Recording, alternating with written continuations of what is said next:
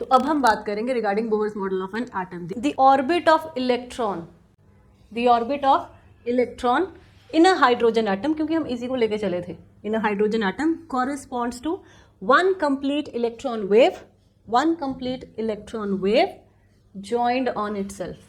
अब इलेक्ट्रॉन के साथ जो एसोसिएटेड वेव है उसको थोड़ा और डिटेल में समझने के लिए एक रोप टाई करते हैं। तो इलेक्ट्रॉन के साथ अगर आपको वेव एसोसिएट करनी है, since electron is trapped with in this atom, तो जो वेव्स होंगी इलेक्ट्रॉन की वो स्टैंडिंग वेव्स होंगी, just like the standing waves of the stretched string, जो कि दोनों एंड पे फिक्स होती है और ट्रैप हुई होती है उसके बीच में। ये है वेवलेंथ बेसिकली, ठीक है। ये अगर मैं एक वायर ले लूँ, ठीक है, ये वायर को मैं एक सिरे से दूसरे सिरे तक मिला दूं, तो जो एक सर्कल बनेगा, इसको मैंने इसके एंड्स मिला दिए, तो जो सर्कल बनेगा, ठीक है, उसका जो सर्कमफ्रेंस होगा वो इसी के इक्वल है। तो ये इसकी लेंथ जो कि लैम्डा है और इसका सर्कमफ्रेंस जो कि 2 पाई r है, वो ये और ये सेम है। तो अभी आपने रिलेशन देखा कि ऑर्बिटल इलेक्ट्रॉन वेवलेंथ, जो ऑर्बिटल इलेक्ट्रॉन वेवलेंथ हमने निकाली थी वो किसके इक्वल आई थी? That was equal to the circumference of the orbit, ठीक है। Lambda is equal to 2 pi r आया था। ये न्यूमेरिकल वैल्यू भी हमने दिखाई थी कि ये लेंथ और ये दोनों बराबर ही आ रहे हैं, जिसमें मैंने कहा था कि ये जो लैम्डा है ये वेवलेंथ पूरी, अगर आप इसको सिरे से सिरे तक ऐसे जोड़ दोगे तो जो रेडियस है, ये इसका जो सर्कमफ्रेंस है वो ये इसके इक्वल आना चाहिए, ठीक है। और इसकी अगर हमने बात करी तो इलेक्ट्रॉन को आपने स्टैंडिंग वेव की तरह मानना है। वो भी हमने जो स्ट्रिंग का एग्जाम्पल है वो टाई करके आपको बताया कि वेव्स जो हैं वो बाउंड है बिटवीन टू फिक्स्ड पॉइंट्स। जिस तरह से बाउंड है तो उसी तरह से क्या है कि जो इलेक्ट्रॉन है वो भी एटम में बाउंड है, तो उसको भी अगर आपने वेव की तरह सोचना है इलेक्ट्रॉन को, तो स्टैंडिंग वेव्स आपको उसके लिए लेनी पड़ेंगी। तो एक तरह से आप ये मान के चलो कि जो स्टैंडिंग वेव है ये पैटर्न आपने इन दोनों एंड्स को मिला के ऐसे सिरे से सिरे तक जोड़ के आपने एक सर्कल, एक इसको ऑर्बिट में लेके आना है, क्योंकि इलेक्ट्रॉन ऑर्बिट कर रहा है अराउंड द न्यूक्लियस। तो आपने इमेजिन करना वो पैटर्न कैसा होगा, ठीक है। अब एटम में सिर्फ एक ही ऑर्बिट थोड़ी होगी, एक्साइटेड स्टेट्स भी होती हैं, ठीक है। तो बोहर ने क्या statement the? An electron can circle a nucleus only if its orbit contains an integral number of de Broglie wavelengths। कि एक इलेक्ट्रॉन अगर आप न्यूक्लियस के अराउंड ऑर्बिट करवाना चाहते हैं, न्यूक्लियस के अराउंड अगर वो मूव कर रहा है, ऐसा अगर आप इमेजिन करना चाहते हैं, तो वो तभी हो सकता है कि जब उस ऑर्बिट में क्या हो, इलेक्ट्रॉन की integral number of de Broglie wavelengths हो, integral number of de Broglie wavelengths हो। तो कंडीशन फॉर ऑर्बिट स्टेबिलिटी आ गई ये। अब ध्यान से देखो, यहाँ पे आर एन आया है। आर अब यहाँ पे कॉन्टीन्यूस वैल्यूज़ नहीं ले सकता, आर कर दिया इन्होंने डिस्क्रीट, क्योंकि only specific values of radius are allowed. Specific value की मतलब अगर n 1 है तो ये मतलब पहला अगर आप ऑर्बिट देखें तो उसका सर्कमफ्रेंस क्या होगा, 2 पाई r, और उसमें इलेक्ट्रॉन की सिर्फ एक वेवलेंथ अलाउड है, 1 लैम्डा हो जाएगा। अब अगर आप सेकंड ऑर्बिट देखो, उसका रेडियस क्या होगा, r2, तो सर्कमफ्रेंस क्या होगा, 2 पाई r2, और उसमें इलेक्ट्रॉन की जो स्टैंडिंग वेव्स हैं उसकी कितनी वेवलेंथ्स अलाउड होंगी, 2 लैम्डा। 2 वेवलेंथ्स आपको लेनी पड़ेंगी। इसी तरह से 3 के लिए 3 लैम्डा एंड लाइकवाइज। तो अगर आप देखें तो ये जो आर एन है, अब ये कॉन्टिन्यूस नहीं रहा, ये क्या है, रेडियस ऑफ द ऑर्बिट।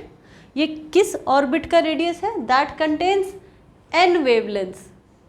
तो अगर 1 वेवलेंथ आ रही है तो r1 है पहली ऑर्बिट का रेडियस। अगर 2 वेवलेंथ्स आ रही हैं तो ये सेकंड ऑर्बिट है, फर्स्ट एक्साइटेड स्टेट। तो लाइकवाइज, और n क्या है, n अब आपको पहली बार यहाँ पे दिखा, n क्या है, quantum number of the orbit, कि ये बेसिकली तोड़ रहा है, r की कॉन्टिन्यूस वैल्यू लेने से आपको ये रोक रहा है। n क्या है, क्वांटम नंबर, ये क्वांटाइज कर रहा है एक तरह से कि आर कोई भी नहीं हो सकता, कि बस आप ये कहें कि इलेक्ट्रॉन को सिर्फ न्यूक्लियस के अराउंड किसी रेडियस में रखना है और ये रेडियस कोई भी हो सकता है।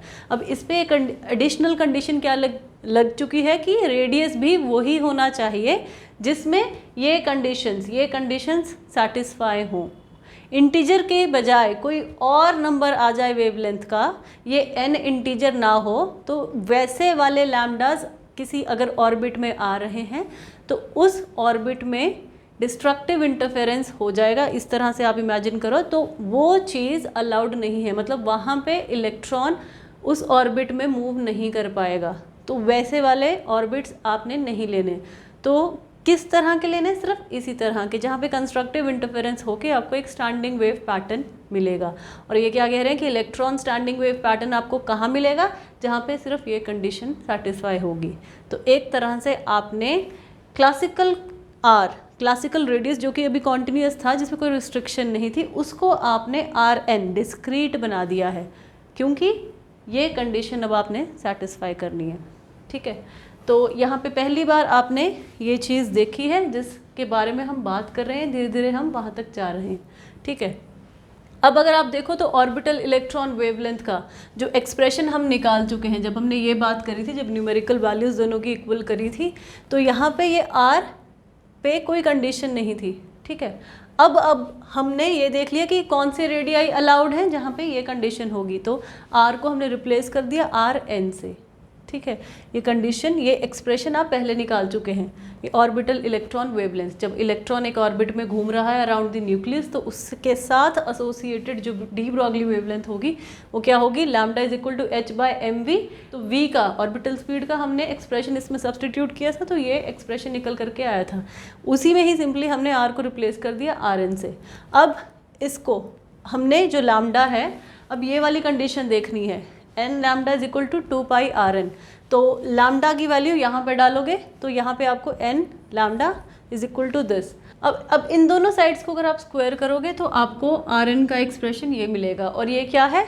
ऑर्बिटल रेडियाई इन बोहर एटम, कि बोहर एटम ने जो रेडियाई अलाउ करे हैं, जो रेडियाई अलाउ करे हैं उनकी वैल्यूज़ ये हैं। अब ये कौन कौन से होंगे? जैसे R1, तो पहला और इनर मोस्ट रेडियस जो होगा वो क्या होगा? यहाँ पे n की वैल्यू जब आप 1 पुट कर दोगे तो ये यही चीज़ होगी।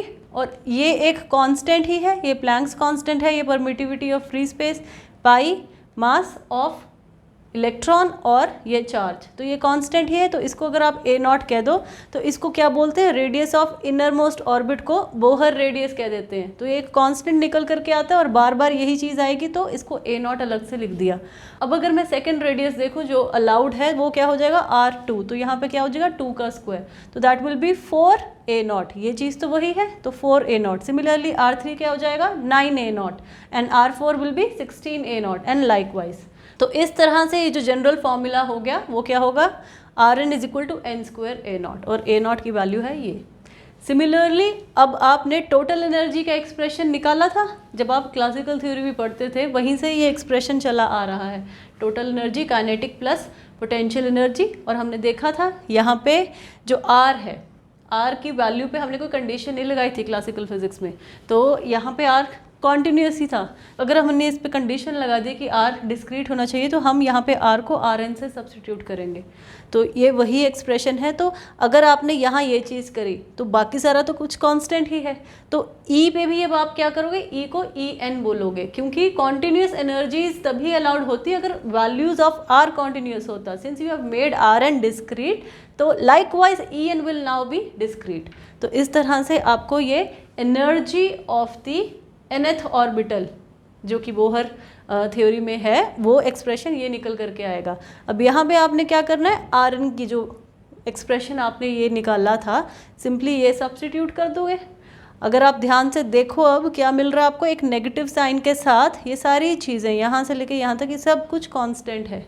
और यहाँ पे अगर आप देखें तो आपको n² मिल रहा है। तो इस सब को n² को छोड़ के ये जो सब कुछ है,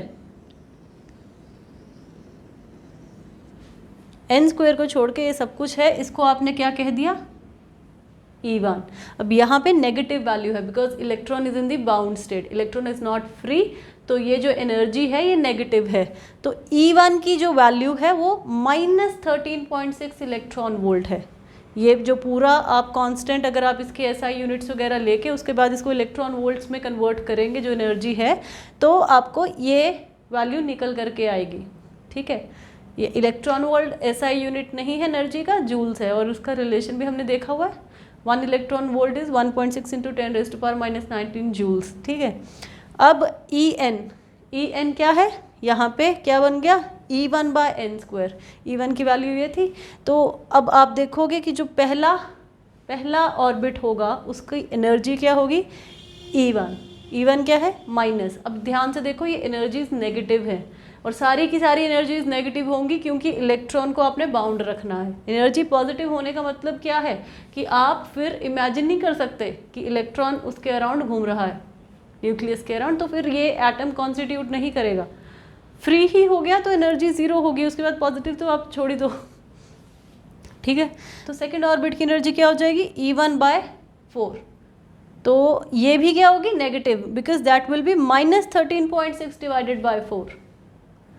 और E3 क्या हो जाएगी, -13.6 / 9 एंड लाइकवाइज। तो यहाँ पे मैंने 3 एनर्जीज लिख दी है। अगर आप ग्राउंड स्टेट देखो तो एनर्जी आएगी -13.6 वही, और E2 अगर आप बात करोगे तो that will be -13.6 / 4 and that will be -3.4।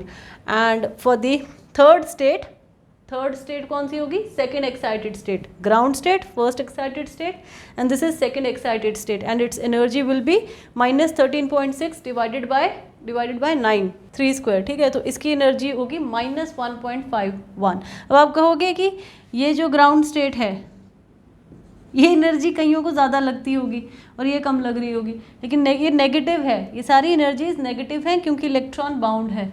और यहाँ पे देखो, जब आप नंबर लाइन पे देखते हो तो -2 बड़ा है, -1 बड़ा है, ये बड़ा है। जैसे ही आप नेगेटिव वैल्यूज़ को जब इस साइड मूव करते हैं नंबर लाइन के, तो ये वैल्यूज़ ज़्यादा बड़ी हैं। तो जब आप इसको भी प्लॉट करके देखो तो -13 छोटा है, -3.4 आगे आएगा और -1.5 इससे भी आगे आएगा। तो ये वाली एनर्जी सबसे ज़्यादा है, ये एनर्जी सबसे कम है। तो ग्राउंड स्टेट की एनर्जी लोएस्ट होती है और एक्साइटेड स्टेट्स जैसे जैसे बढ़ती जाएंगी एनर्जी बढ़ती जाएगी। ठीक है, तो ये नेगेटिव वैल्यू का अगर आप देख रहे हो, इससे कंफ्यूज नहीं होना है। तो ये नेगेटिव नंबर सिर्फ यही बताता है कि इलेक्ट्रॉन बाउंड है। ठीक है।